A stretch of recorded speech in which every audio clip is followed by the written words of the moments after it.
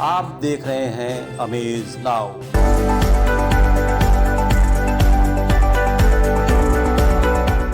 नमस्कार, amaze now के खास प्रोग्राम हेल्थ नाउ में मैं मेनका आप सभी का स्वागत करती हूँ। दोस्तों, माँ बनना हर स्त्री का सपना होता है। ये बहुत ही सुखद एहसास है, पर ये 9 महीने का सफ़र बहुत आसान नहीं होता।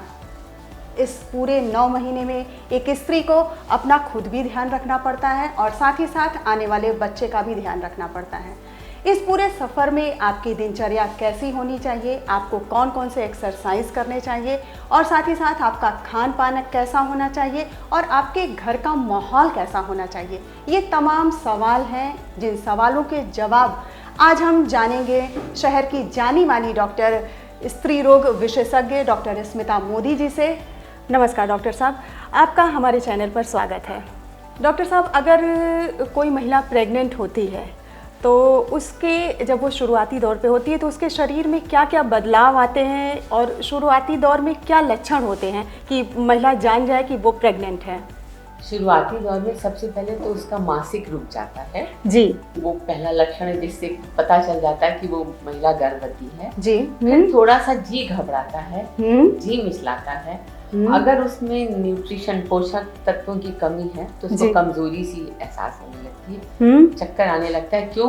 क्योंकि उसको अपने अंदर का जो बच्चा है उसके भी भोजन का ध्यान रखना पड़ता है जी। तो अगर एक हेल्दी मदर है हाँ? तो उसको कमजोरी और चक्कर वगैरह कम आएगा। जी जी। अगर नहीं तो फिर उसको दिक्कत होगी। हाँ। और अगर वो जैसे कि वो टेस्ट की और उसे पता चला कि वो प्रेग्नेंट है तो कितने दिनों पे, 1 हफ्ते या 10 दिन बाद कब वो डॉक्टर के संपर्क में जाएं? आजकल जैसे कोरोना का समय चल रहा है जी, तो हम लोग ये कहते हैं कि कम से कम 2.5 महीने पे तो जरूर से एक बार चली जाए जी। जो है पहले तो उसने पेशाब जांच कर लिया जी, बच्चा है तो हम लोग पहले कहते थे कि भाई आपको पता चल जाए तो 1.5 से 2 महीने पे आप आइए, अल्ट्रासाउंड हो जाएगा कि बच्चे की धड़कन है कि नहीं। जी। अगर कोई प्रॉब्लम हो तो जरूर आप पहले आए, पर जहाँ 2.5 महीना हो तो जरूर एक बार आना चाहिए क्योंकि बच्चे में कोई जेनेटिक डिफेक्ट तो नहीं है। उसके लिए हम लोग एंटी टेस्ट अल्ट्रासाउंड से कराते हैं। जी जी। तो वो तो मस्ट है आज के ज़माने में, तो वो हो जाना चाहिए।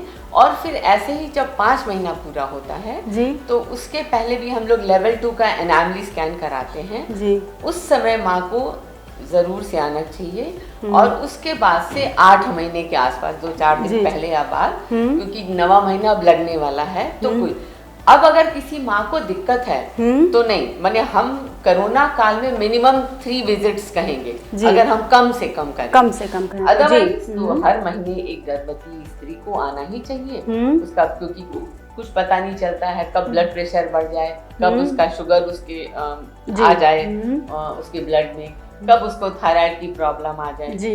तो बच्चे की ग्रोथ अगर कम है तो वो पेट पे हाथ रखने से साइज अगर करस्पॉन्ड नहीं करता है कि मासिक उसने कहा मेरा तो 7वां महीना है और बच्चा 5 ही महीने का पेट पे लग रहा है जी, जी। तो वो ग्रोथ रिटार्डेड बच्चा है, पोषण की कमी से हो सकता है, हार्मोन्स की कमी से हो सकता है जी।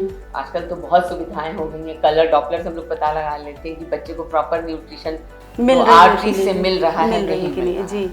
तो कायदे से तो होना चाहिए, but because of corona minimum 3 visit जरूरी है जी।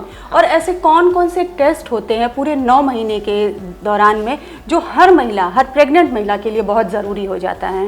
उसमें जैसे हम लोग कंप्लीट ब्लड काउंट करा लेते हैं जी, या तो रैंडम या फास्टिंग ब्लड शुगर करा लेते हैं, थायराइड करा लेते हैं, कुछ वायरल मार्कर्स की HIV है, ऑस्ट्रेलिया एंटीजन है, HCV है, ये सब टेस्ट करा लेते हैं। फिर जैसा माँ बोलती है उस हिसाब से, अब किसी को पहले से ही बहुत ज्यादा ब्लड प्रेशर है और वो प्रेग्नेंट है तो हम उसका किडनी फंक्शन भी देखेंगे जी। अगर किसी मदर को हाल ही में जॉन्डिस हुई है या वो आके कह रही कि मेरे पेशाब का रंग बहुत पीला है तो हम लिवर फंक्शन टेस्ट भी देखेंगे। तो कुछ चीजें ऑप्शनल हैं, किसी को भाई शुरुआती दौर से ही पहले से यंग एज में ही उसको ब्लड प्रेशर हो गया, यंग एज में ही उसको शुगर हो गया तो फिर हमको वो सब टेस्ट, कोई हार्ट प्रॉब्लम हो गई है उसको पहले से, कोई वॉल्व उसका रिप्लेस हुआ है तो हमको उस हिसाब से टेस्ट कराना। डॉक्टर साहब, ये एक सवाल ये भी है कि जैसे कि लोग कहते हैं ना कि शुरू के 3 महीने जो हैं वो बहुत ही रिस्क वाले होते हैं, तो अब उस शुरू के 3 महीनों में महिलाओं को किन किन बातों का खास ध्यान रखना चाहिए? शुरू के 3 महीना इसलिए रिस्की होते हैं क्योंकि अबॉर्शन के चांसेस ज्यादा होते हैं जी। किसी भी वजह से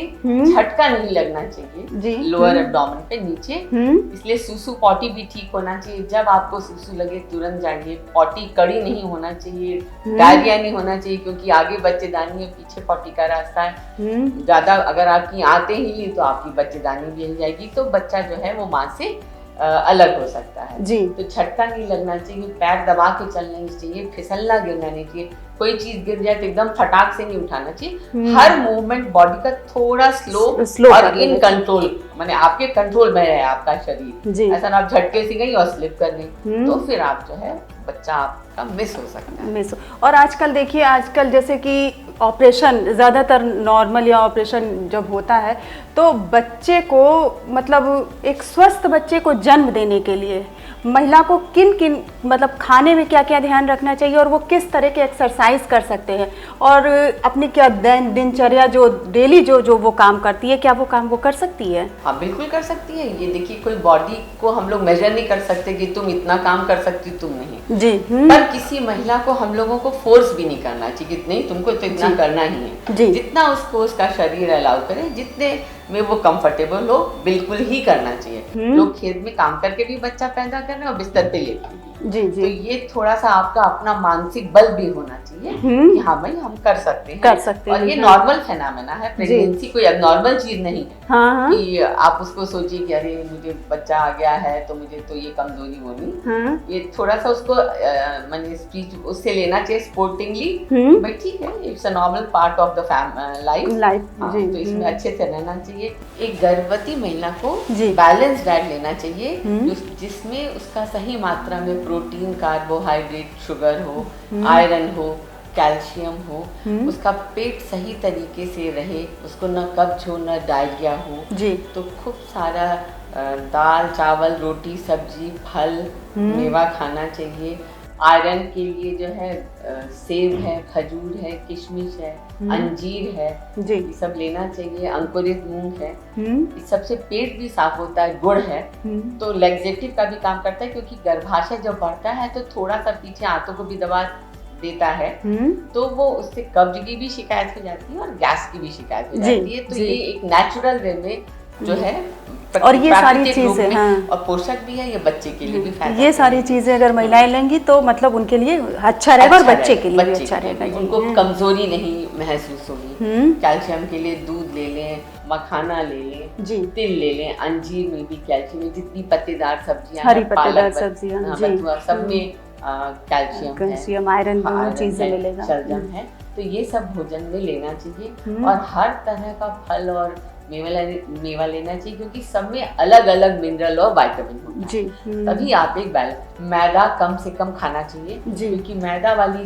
चीजें जो है वो कब्ज करती है जी।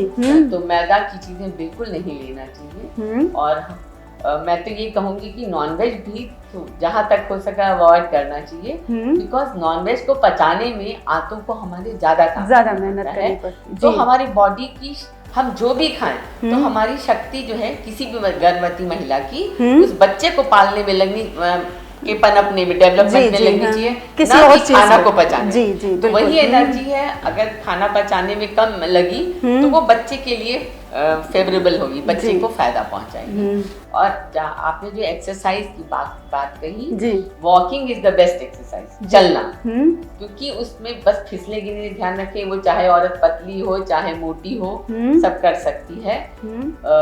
आखिरी के 8-7 महीने के बाद तितली आसन या बटरफ्लाई आसन बहुत अच्छा होता है।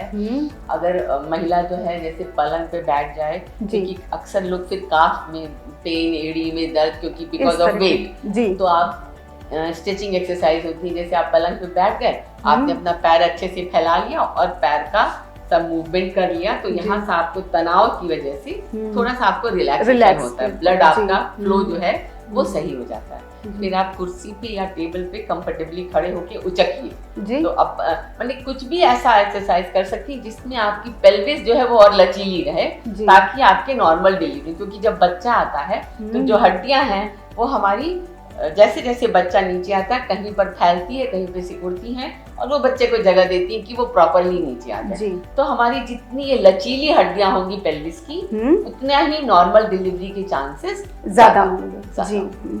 और डॉक्टर साहब ये देखिए, ये तो ही गर्भावस्था की बात और प्रेगनेंसी के टाइम पे वो 9 महीने, लेकिन जब बच्चे का जन्म हो जाता है और उसके बाद बच्चे को जन्म देने के बाद माँ जो है, चाहे वो ऑपरेशन से हो चाहे वो नॉर्मल हो, बहुत थकी होती है, तो माँ का दूध जो है वो कितनी देर बाद स्टार्ट कर देना चाहिए? जन्म के 1 घंटे के अंदर ही बच्चे को माँ का स्तनपान शुरू कर देना चाहिए।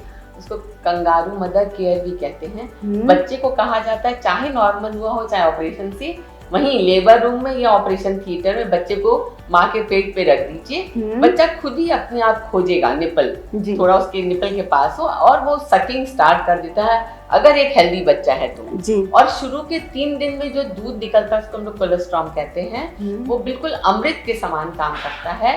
वो बच्चे की इम्यूनिटी को बढ़ाता है, उस समय के लिए भी उसके बॉडी रेजिस्टेंस को बढ़ाता है। और अगर भविष्य में कोई बीमारी होनी है जैसे शुगर या ब्लड प्रेशर या कैंसर लेटर स्टेज में, उसको भी वो कम करने में मदद करता है। और शुरू के 6 महीना तक तो एक्सक्लूसिवली सिर्फ और सिर्फ बच्चे को माँ का ही दूध पिलाना चाहिए, क्योंकि उसमें सब चीजें मिल जाती है, ऊपर का कुछ भी नहीं देना चाहिए। देखिए, आज भी बहुत जगह जैसे गर्मी के दिन में बच्चे जन्म लेते हैं तो बहुत से लोग ये सोचते हैं कि जब हमें प्यास लग रही है तो बच्चे को भी प्यास लग रही होगी।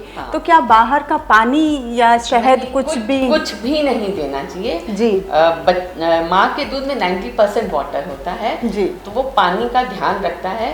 मिनिमम 8 से 12 बार अगर माँ फीड कराए, और कभी कभी डिमांड फीड भी करा लेना चाहिए। और कोई बच्चा अगर 24 घंटे में 5 से 6 बार सुसु कर रहा है, जिसके मतलब कि उसका न्यूट्रिशन सही है, उसका हाइड्रेशन सही है, उसको पानी की कमी नहीं। जी। जैसे स्त्री पहली बार माँ बन रही है डॉक्टर साहब, तो उसको किस तरह से पता चलेगा कि मेरे बच्चे का पेट भर गया? ऐसा कोई सिम्टम है कि उसको पता चले कि बच्चे का पेट भर गया है, या हर 2-2 घंटे 3-3 घंटे पर वो अंदाजन दूध पिलाती रहे? किस तरह से ये चीजें पता चलेंगी? अब बच्चा का अगर पेट भर जाएगा तो बच्चा कंफर्टेबली सोएगा, क्योंकि माँ के दूध में थोड़ा सा नींद का भी असर रहता है। तो एक तो उससे पता चलता है कि हाँ बच्चे को प्रॉपर फीडिंग हो गई है।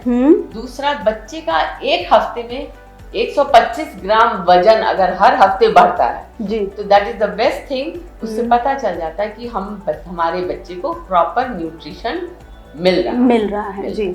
और आजकल की बात करें डॉक्टर साहब, तो ज्यादातर लड़कियां देखिए वर्किंग हैं, तो दूध पिलाने के लिए अगर वो ऑफिस निकलती है तो माँ का दूध क्या वो स्टोर करके कुछ घंटे फ्रिज में रख सकती है? चलता है जी, फ्रिज में रख लें और उसको ही पिलाएं, पर स्तनपान पे ही जोर दें।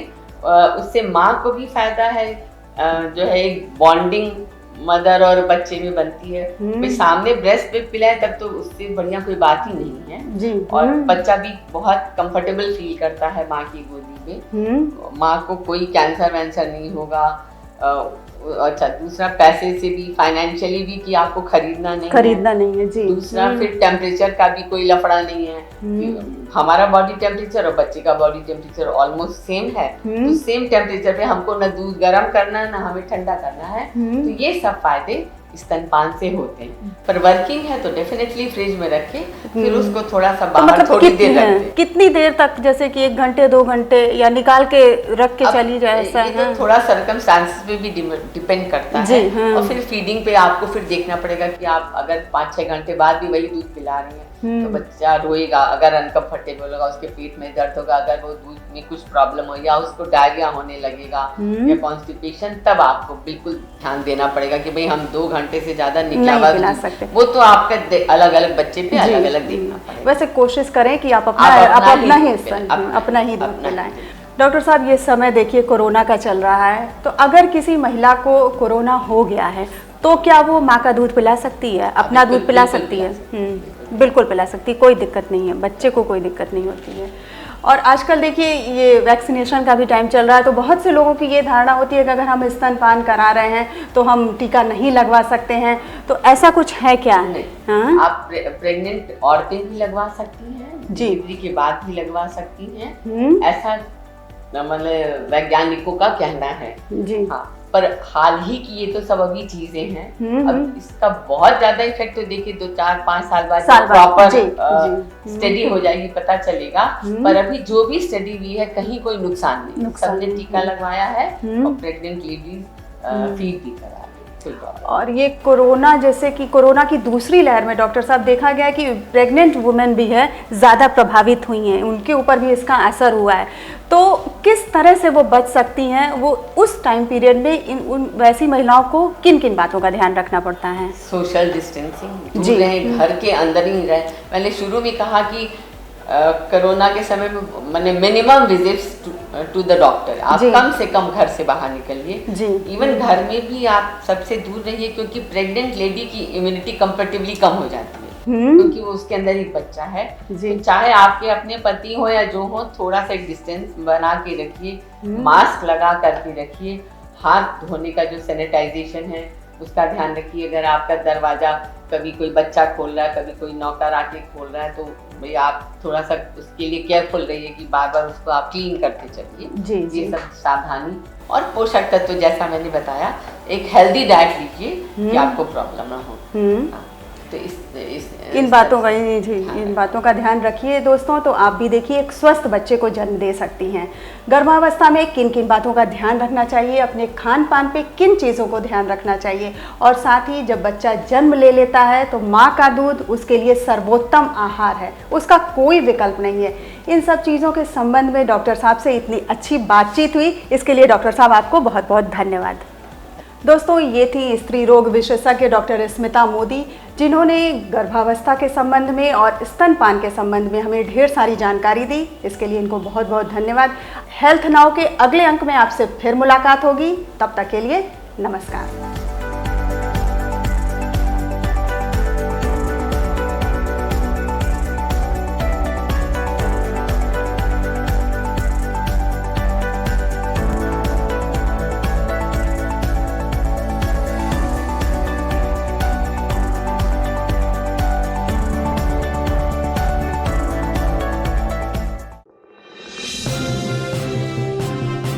आप देख रहे हैं अमेज नाउ।